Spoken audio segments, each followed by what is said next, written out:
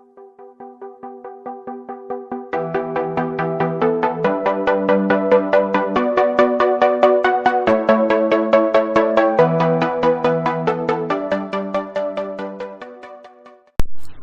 वालेकुम स्टूडेंट्स, आज हम प्रिंसिपल क्वांटम नंबर्स के बारे में पढ़ेंगे। क्वांटम नंबर किसे कहते हैं? ये किसी भी एटम में मौजूद इलेक्ट्रॉन्स के बारे में हमें इंफॉर्मेशन देते हैं, इलेक्ट्रॉन्स का एड्रेस बताते हैं। इलेक्ट्रॉन्स का जो एड्रेस है या उसके बारे में हमें पता चल जाता है वो कहाँ पे पाया जाता है, एटम में कहाँ पे मौजूद है, उसकी प्रोबेबिलिटी कहाँ पे है, तो हमें क्वांटम नंबर से आसानी से पता चल जाते हैं। तो उन क्वांटम नंबर में से एक क्वांटम नंबर है जिसको हम प्रिंसिपल क्वांटम नंबर्स कहते हैं।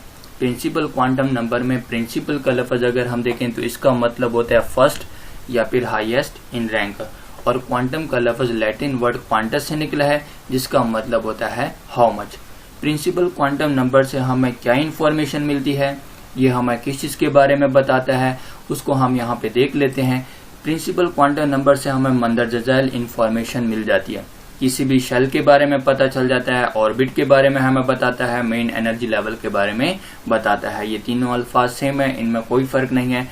और किसी भी ऑर्बिट का जो रेडियस है, रेडियस के बारे में भी जो हमें पता चल जाता है वो भी हमें प्रिंसिपल क्वांटम नंबर से पता चल जाता है। और ऑर्बिट में मौजूद इलेक्ट्रॉन या उस ऑर्बिट की जो अपनी एनर्जी होती है और उसमें मौजूद इलेक्ट्रॉन्स की जो एनर्जी होती है वो भी हमें प्रिंसिपल क्वांटम नंबर से पता चल जाता है।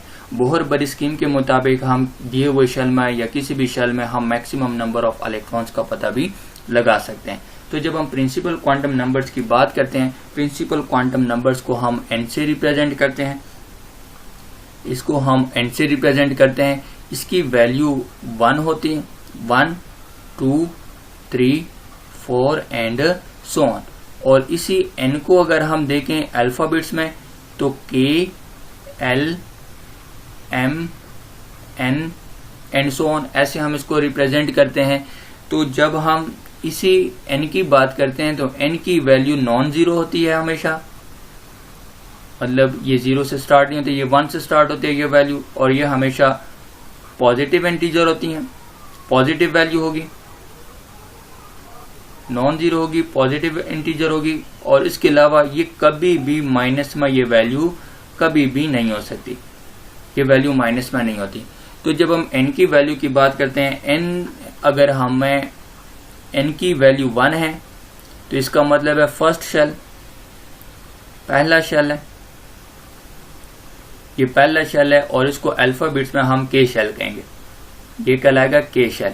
और अगर n की वैल्यू 2 है तो ये सेकंड शेल कहलाएगा और इसको हम L शेल कहेंगे। और अगर n की वैल्यू 3 है तब ये थर्ड शेल कहलाएगा और इसको जो हम रिप्रेजेंट कर रहे हैं वो क्या कहलाएगा? M shell. अल्फाबेट्स में हम इसको M कहेंगे। और n की वैल्यू अगर 4 है तो ये कहलाएगा फोर्थ शेल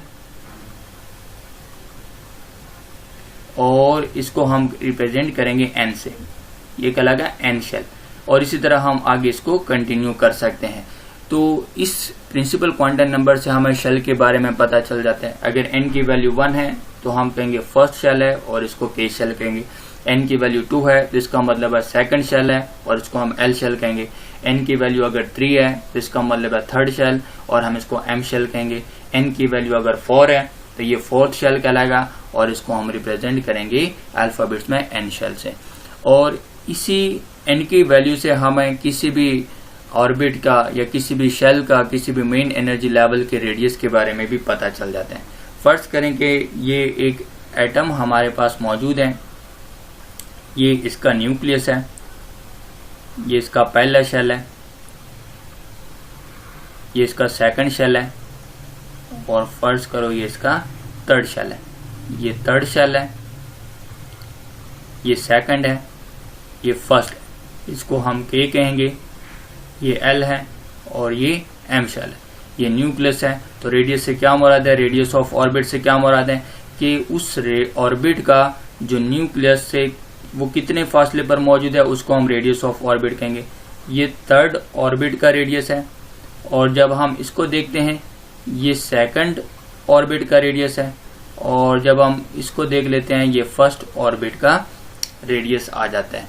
तो इससे हमें रेडियस के बारे में भी पता चल जाता है। रेडियस असल में डिस्टेंस को कहते हैं कि जो शेल जो मौजूद है या जो ऑर्बिट है वो न्यूक्लियस से कितने फासले पर है, किस डिस्टेंस पर है, तो वो हमें n की वैल्यू से पता चल जाता है।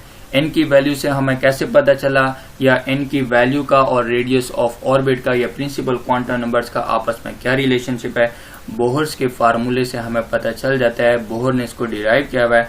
Radius of orbit for nth radius के लिए Rn को हम देख लेते हैं। तो ये फार्मूला जब हम CGS यूनिट में देखते हैं तो अब हम इस तरह लिखते हैं, h स्क्वायर है, इसको हम डिवाइड कर देते हैं 4 पाई स्क्वायर, और m ये e स्क्वायर है, इसको मल्टीप्लाई करते हैं n square divided by z, और इसको हम किस फार्मूले में, किस यूनिट में लिखते हैं, CGS।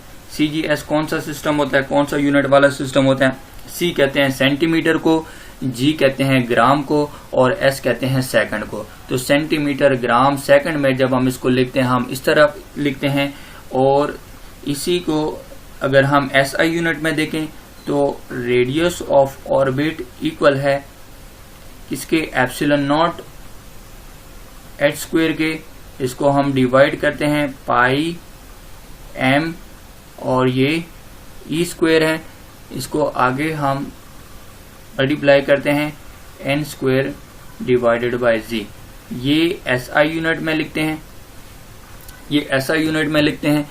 तो जब हम इन दोनों फार्मूलास को देखते हैं तो इसमें जो h की वैल्यू है, h जो आ जाता है h प्लांक्स कांस्टेंट कहलाता है, h प्लांक कांस्टेंट है, m कहलाता है, यहाँ पे भी m है, यहाँ पे भी ये मास ऑफ इलेक्ट्रॉन कहलाता है, e चार्ज कहलाता है, और ये एप्सिलॉन नॉट वैक्यूम परमिटिविटी है।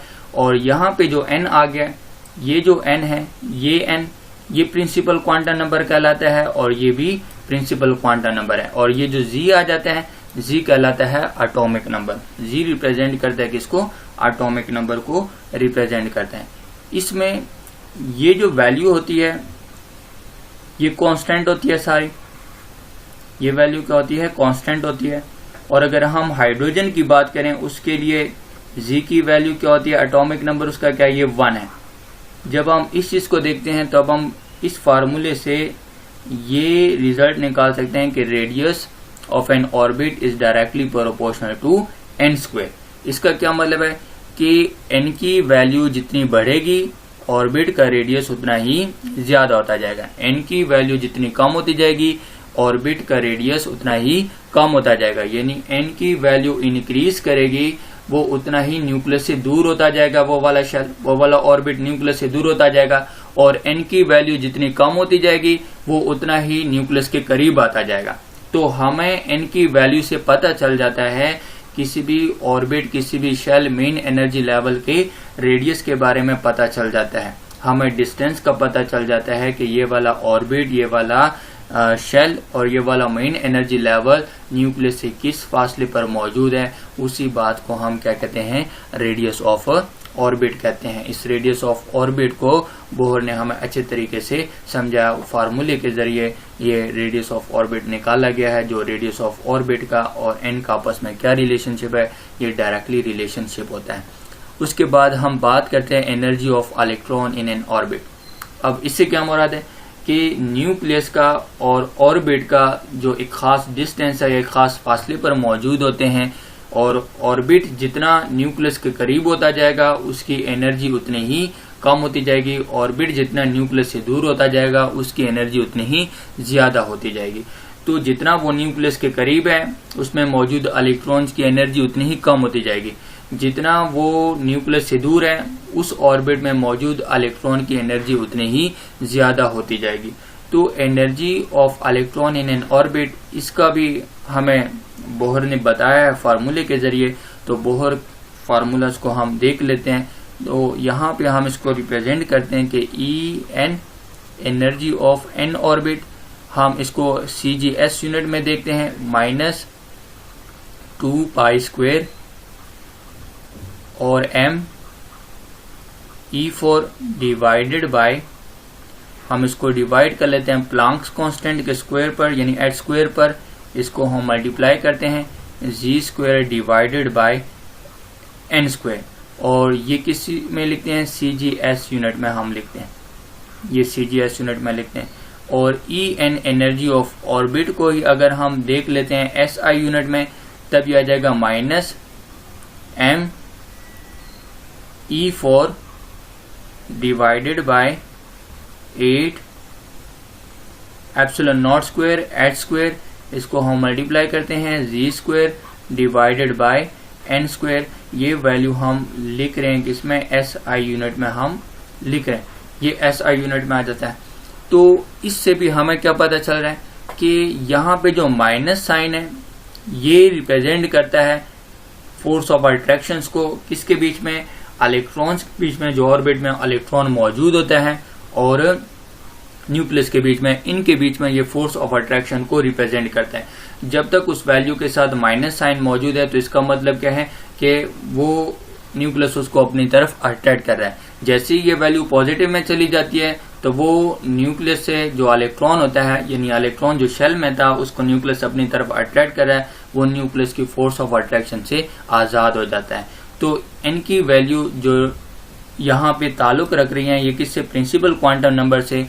यहाँ पे माइनस साइन लगाने से ये रिजल्ट निकल रहा है कि जो एनर्जी ऑफ एन ऑर्बिट है ये n² के क्या है, डायरेक्टली प्रोपोर्शनल है। अगर n की वैल्यू बढ़ेगी तो ऑर्बिट की एनर्जी बढ़ेगी, और अगर n की वैल्यू कम होती जाएगी तो ऑर्बिट की एनर्जी भी क्या होती जाएगी, कम होती जाएगी। जितना ये या जितनी n की वैल्यू कम होती जाएगी, जिस तरह पहला शेल है, फर्स्ट शेल की एनर्जी सबसे कम होती है और सेकंड शेल की एनर्जी उससे ज्यादा होती है, थर्ड शेल्स की एनर्जी उससे ज्यादा होगी और फोर्थ शेल की एनर्जी उससे ज्यादा होगी। जितना हम न्यूक्लियस से दूर जाते जाएंगे तो शेल की एनर्जी क्या करेगी, वो इंक्रीज करती जाएगी। तो ये जो माइनस साइन है ये यहाँ पे इसकी वैल्यू को, ये n की वैल्यू यानी प्रिंसिपल क्वांटम नंबर यहाँ पे डिवाइड हो रहा है, लेकिन ये माइनस साइन इसको उलट कर देता है। माइनस साइन यहाँ पे क्या कर देता है, इसी बात को उलट कर देता है। तो इससे भी जो हमें रिलेशनशिप का पता चल जाता है एनर्जी ऑफ एन ऑर्बिट का और प्रिंसिपल क्वांटम नंबर्स का। इसको हम ऐसे दो तरीकों से लिख सकते हैं। ये वाला सारा फैक्टर कांस्टेंट है, ये क्या कहलाता है, कांस्टेंट कहलाता है। इसको हम क्या कहेंगे, ये कांस्टेंट कहलाता है। कांस्टेंट इनकी वैल्यू फिक्स होती है। और ये z क्या कहलाता है, ये एटॉमिक नंबर कहलाता है।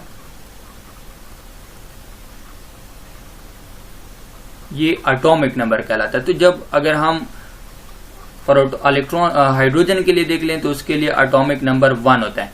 तो बाकी जो रिलेशनशिप कुछ ऐसे निकल जाएगा, En है ये एक तरह का डायरेक्टली प्रोपोर्शनल आ जाएगा किसके, n² के, ऐसे भी लिख सकते हैं। और En जो है ये माइनस साइन इसके साथ लगाओ और इसको 1/n² लिखो। दोनों का मतलब सेम ही है। सॉरी, यहाँ पे इक्वल साइन नहीं, यहाँ पे क्या आ जाएगा, ये डायरेक्टली प्रोपोर्शनल या प्रोपोर्शनलिटी साइन आ जाएगा। ये फार्मूला और ये फार्मूला, दोनों फार्मूला सेम है। ये एक ही मकसद या एक ही मीनिंग रखते हैं। यहाँ पे भी इसका क्या मतलब है कि प्रिंसिपल क्वांटम नंबर्स और एनर्जी ऑफ एन ऑर्बिट का जो रिलेशनशिप है वो डायरेक्टली रिलेशनशिप है। जैसे जैसे quantum number, principal quantum number increase करेगा, n की वैल्यू बढ़ेगी, तो ऑर्बिट की एनर्जी, शेल की एनर्जी क्या करेगी, वो इंक्रीज करेगी। जैसे जैसे n की वैल्यू बढ़ेगी तो ये माइनस साइन में है तो 1/n² वैल्यू छोटी होती जाएगी। तो यहाँ पे माइनस इसका उलट आ गया, तो इसका मतलब है वो वैल्यू बड़ी होती जाएगी।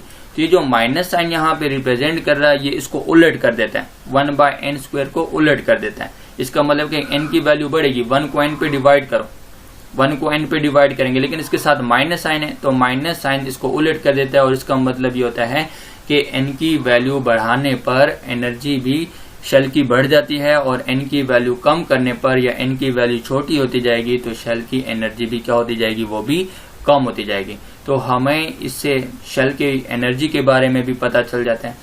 उसके बाद नेक्स्ट जो हमें इंफॉर्मेशन मिलती है, maximum number of electron in given shell. Bohr और बरी स्कीम ने जो हमें रूल बताया हुआ वो हम इसको ऐसे यहाँ पे देख लेते हैं। 2n² से हमें पता चल जाता है कि एक शेल में कितने मैक्सिमम इलेक्ट्रॉन आ सकते हैं। n यहाँ पे क्या है, ये प्रिंसिपल क्वांटम नंबर है, n यहाँ पे प्रिंसिपल क्वांटम नंबर। तो जब हम यहाँ पे देख लेते हैं 2n², ये फार्मूला हमें बता रहे हैं, इससे हमें पता चल जाता है कि एक शेल में मैक्सिमम कितने इलेक्ट्रॉन आ सकते हैं। यहाँ पे हम इसको रिप्रेजेंट करते हैं कि अगर n की वैल्यू 1 है, पहला शेल है, n की वैल्यू 1 है, तो 2n² में 1 की वैल्यू पुट करें, ये आ जाएगा 2 के बराबर आ जाएगा। और n की वैल्यू अगर 2 है तो 2 में जो n की वैल्यू है वो 2 पुट करें, 2 का स्क्वायर लेंगे तो ये 4 आ जाएगा, और 4 को 2 से मल्टीप्लाई करें तो कितना आ जाएंगे, 8 इलेक्ट्रॉन। ये टोटल 2 इलेक्ट्रॉन आ रहे हैं, ये टोटल कितने आ रहे हैं, 8 इलेक्ट्रॉन आ रहे हैं। इसी तरह यहाँ पे n की वैल्यू अगर 3 है तो ये क्या देगा, यहाँ पे 2 है और n की वैल्यू 3 पुट करें, 3 का स्क्वायर ले लेते हैं तो 9 आ जाएगा, 9 को 2 से मल्टीप्लाई करें तो 18 इलेक्ट्रॉन आ जाते हैं। और n की वैल्यू अगर 4 है तो यहाँ पे 2n² है, n की वैल्यू 4 हो जाएगी, 2 ले लें, 4 का स्क्वायर ले लेंगे तो 16 आ जाएगा, उसको मल्टीप्लाई करेंगे 2 के साथ 32 इलेक्ट्रॉन्स आ जाते हैं। तो यहाँ पे हमें पता चल रहा है कि पहले शेल में मैक्सिमम 2 इलेक्ट्रॉन आते हैं, दूसरे शेल में मैक्सिमम 8 इलेक्ट्रॉन आते हैं, तीसरे शेल में मैक्सिमम 18 इलेक्ट्रॉन आते हैं और चौथे शेल में मैक्सिमम 32 इलेक्ट्रॉन आते हैं। ये था हमारे पास प्रिंसिपल क्वांटम नंबर्स के बारे में। जो इन्फॉर्मेशन हमें प्रिंसिपल क्वांटम नंबर से मिल रही थी उसको हम थोड़ा सा रिवाइज कर लेते हैं। प्रिंसिपल क्वांटम नंबर हमें शेल, ऑर्बिट या मेन एनर्जी लेवल के बारे में बताता है। n की वैल्यू रिप्रेजेंट करता है शेल के बारे में, n की वैल्यू 1 है तो पहला शेल है, 2 है तो दूसरा शेल है, 3 है तो थर्ड शेल है, 4 है तो फोर्थ शेल है, एंड सो ऑन। और उसको हम अल्फाबेट से भी रिप्रेजेंट करते हैं, K, L, M and N।